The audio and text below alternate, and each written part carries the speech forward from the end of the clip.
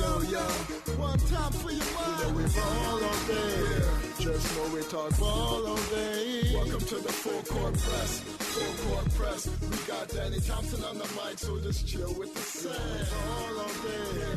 Just know we talk ball all day. Welcome to the full court press. Full court press. We got Danny Thompson on the mic, so just chill with the set. It is now 9:06 Eastern Time on November 17th, 2015. This is Full Court Press Radio, sponsored by SOFOELLC on the new FM 96.9 The Game. Here in Orlando, I'm your host, Danny Thompson, tonight, checking in with you with the best and the fastest 2 hours of talking everything NBA with some of the best and the brightest personalities, figures, and also, celebrities you're going to find anywhere in the building across the country. But I can't do this without my dynamic duo on the mic tonight. To my right is the editor-in-chief of NBAFCPRadio.com, our aficionado, Paul Myers. Paul, how you doing, my friend? What's going on? Another beautiful night in Orlando, as always. And also the other part of the three-man weave, Mr. Philadelphia himself, NBA draft expert. And I know he's at home watching Kentucky and Duke and Kansas and Michigan State. Also a resident Sixer fan and social media manager of NBAFCPRadio.com, Mr. Marc Johnson. Marc, how you doing? I'm doing great. Just like you said, I'm watching these college games. This is the Sixers' real season right here. Duke, Kentucky, Kansas, Michigan State. So that's what Sixers fans need to watch. Turn on ESPN. Exactly. Speaking of the Sixers, they're 0-11, and so I think Marc said in pre-show you were going to go on a hunger strike until the Sixers won a game. Is that true? Man, I would probably end up being 30 pounds if I did that.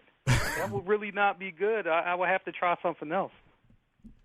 Yeah, with Thanksgiving coming up, I think you'd have a pretty sad Thanksgiving the way it's looking, so it's probably a good idea to not do that.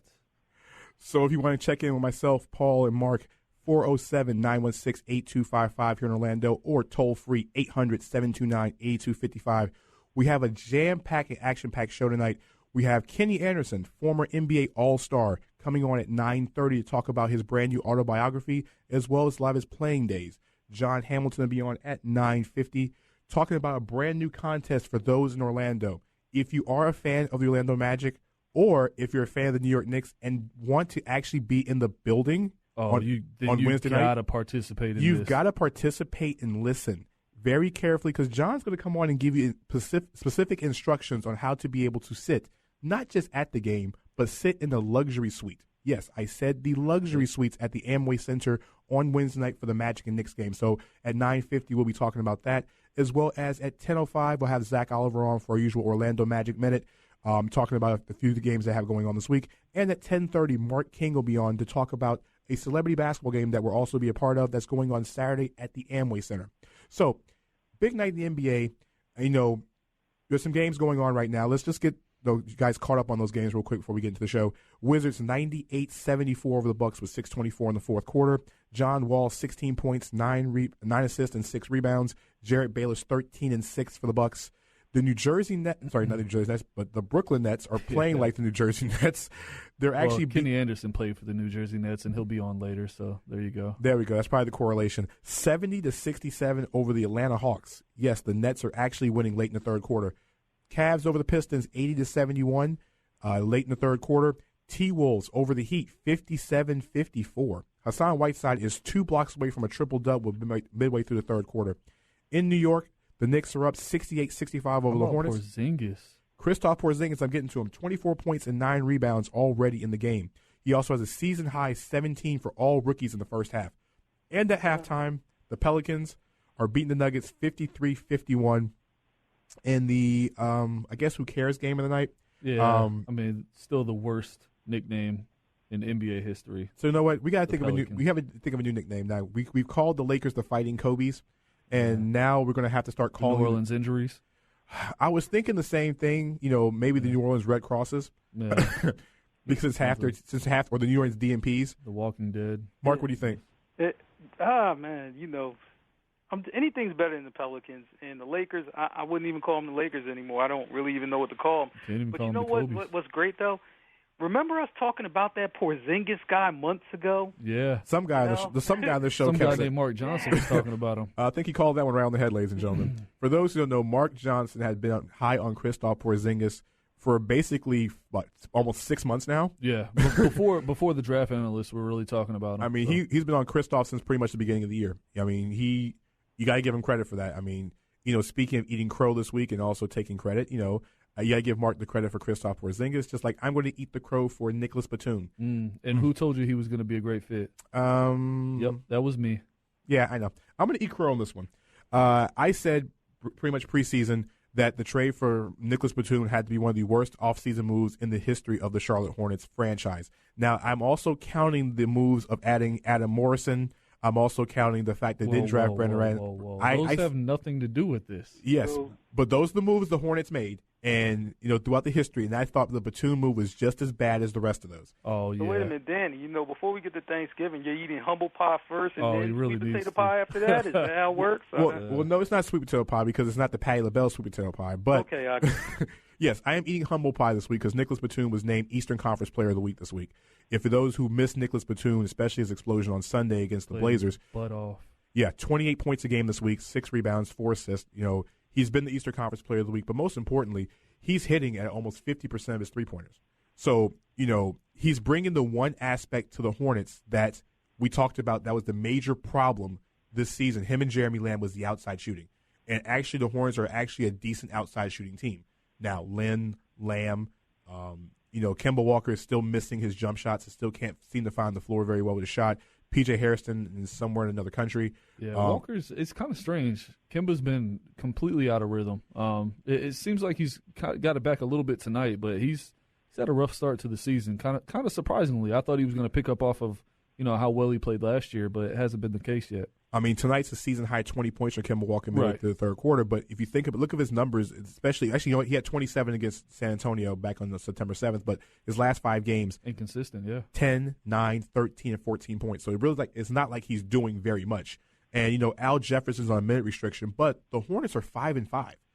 Like if you take away the 2 losses at the buzzer to Atlanta, this team is 7-3. And they've played. Not very good offense. Well, before Kid Gilchrist went down, we talked about this team being a good team in the East. Now, let's be honest. I mean, they weren't contenders or anything, but we talked about them being a good team, a playoff team. The injury to Kid Gilchrist kind of derailed that slightly, I think. I mean, but it's not a bad team. They're playing at a high level. The Batum trade, as I told you when it happened, it was going to be good for the Hornets, and I mean, as of right now, it's definitely working out in their favor. Oh, definitely. Marc, what do you think about that? Shoot, I think it's working well for the Hornets. I think they have a team where it's like no true star. I think everybody can come out and kind of play their game, and they're playing within the system. I like what they're doing. I think it continues. Some teams fade off after a couple weeks, but I think this team could be steady. Just look at I watched the game of theirs maybe a couple of days ago or a few days ago or whatever, and I like them as a unit, So I think they can continue this streak. Probably hover around 500, right, Marc? Yeah, I would say that, and it's the East. You just never know. I mean, if you're hovering around 500, you're hovering around the play. Yeah. I mean, you can get in. Absolutely. I mean, when you look at the Hornets, like I said, we're not going to talk about the Hornets for the entire show, but it's kind of nice to start off with the Charlotte Hornets, for once. No offense, I'm a Hornets fan. But, the Hornets are one of those teams that are a defensive-minded team, and really Al Jefferson hasn't been on the floor very much. He seemed like he hasn't played much more than 30 minutes all season.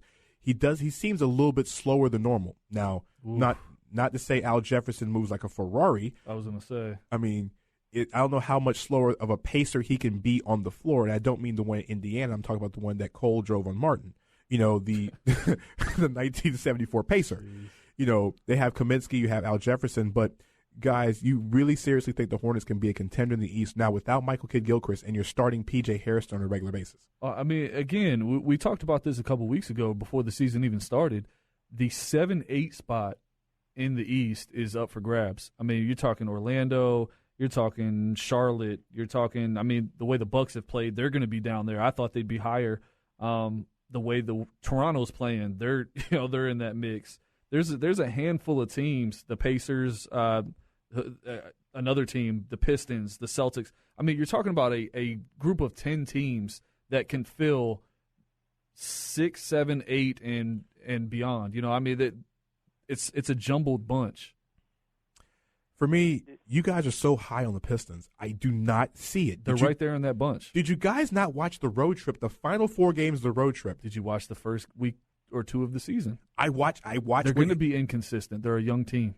They're about to lose their 5th straight game tonight. They're down against Cleveland right now, but look at the last 5 games. We'll take away Golden State because Golden State's obliterating everybody. Then you take away Cleveland. I mean, look, okay. They had 2 bad losses. They had the Laker loss. I don't personally think the Kings loss was that big of a loss, that bad of a loss. I think the Kings have underachieved thus far, and so I don't think it's that bad of a loss. I still think the Kings are fighting for the 8th spot in the West. They're capable. They're talented enough. So am I surprised that they beat the Pistons? No, I'm not. I don't think it's that bad of a loss. Yeah, I mean, with the Pistons, though, you got to understand, they're a one-way team. I mean, they play tough, they're physical, they play defense, they can't really score. Right. So they're going to have to grind these wins out when they win. And I think they could get enough of them in the Eastern Conference, to make a run at the playoffs. And they'll be down there just like, Paul said, they'll be down there in the mix with all the other teams. And, once they get some legitimate scoring, from somebody, like, listen, you can go to him. He has some go-to moves. Andre Drummond's still coming around. I mean, once all of that starts to take place, then they'll be better. But right now, they're just trying to grind it out and scrap for wins. That's the type of team they are right now. And, just to kind of piggyback on what you're saying, Mark, think about when Jennings comes back. I mean, their biggest weakness right now is offense. What's Jennings' biggest strength? I mean, he's a scorer.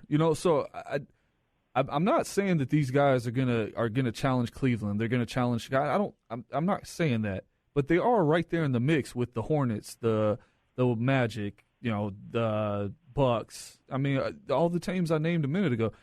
They're right there in that group of 8 to 10 teams that are going to be fighting for the last 3 playoff spots in the East. I have no idea what either one of these two guys said because it makes 2-1. It's 2-1. I might lose this one, but look at this. I'm sorry. Anytime you lose. And I'm saying, like I say, I'm taking the Golden State game away. They should have lost at Portland. I mean, Portland had a complete brain problem in the 4th quarter.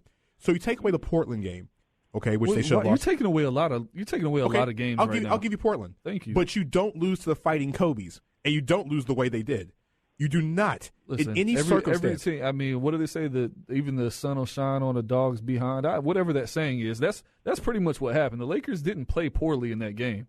You don't lose to the Fighting Kobe's ever. Hey. The Lakers aren't going to go 0-8. The Lions just beat the Packers this week in Green Bay. I mean, and by the way, being a Sixers fan, I don't want the Lakers to lose every game. Okay? I know you don't. Right. Look, the main problem lately has been in Detroit is the fact that Reggie Jackson, well, he's inconsistent. Inconsistent hasn't been the word. I mean, tonight 15-9, he had 9 points against the Lakers and did not play in the 4th quarter because he was sat because of Spencer Dinwiddie. Dinwiddie actually had a good game. But the problem is, for me, the weirdest name in the NBA. I know. There's some weird ones. But my point is, everybody is so high on the Pistons. I do not see it, and I will not see it. The Pistons are no more than the 10th or the 11th best team in the Eastern Conference. Orlando is better than they are. Maybe even Charlotte's better than they are. I don't see it. Even Brandon Jennings steps back on the floor in a couple weeks. This is what you're failing to realize. The 10th spot in the East is not much different than the 6th spot in the East. That's what I'm trying to get you to realize. There's not that big of a gap. I don't know. It's It's kind of the same thing out West, except one side is poop and the other side is gold. So I mean, that's just what it is. The East, 6 through 10, 11, somewhere in that range. There's not a big gap. I don't know. I think Indiana's on a different level than those teams. Boston's on a different level. You guys They're playing at a different level, not talent-wise. Oh, I think Indiana and Boston are way more talented than Detroit. I don't know. I don't agree. I don't agree. I think the talent level is close. I do. I just think, but when you look at the Pacers, right? They have a superstar. They have Paul George. Exactly. I think Boston, has a collection of guys, that can get something done. And of good players, Thomas, like the Hornets almost. I think the Pistons, they don't have a player like that. When you look at teams like the Pistons, Hornets, they don't have a player, like, look, man, give me the ball, get out my way, I can get it done, and that's the difference. I think that's just the difference right there. Paul, But see, when Jennings comes back, they do have that guy. But the thing is, though, you have Brandon Jennings who wants the ball in his hand. You got Reggie Jackson who wants the ball in his hands. But let's talk about Brandon Jennings from last year, because that was a matured Brandon Jennings that played really, really well. And you have to think, Reggie Jackson has not been on the floor with Brandon Jennings at all. But I think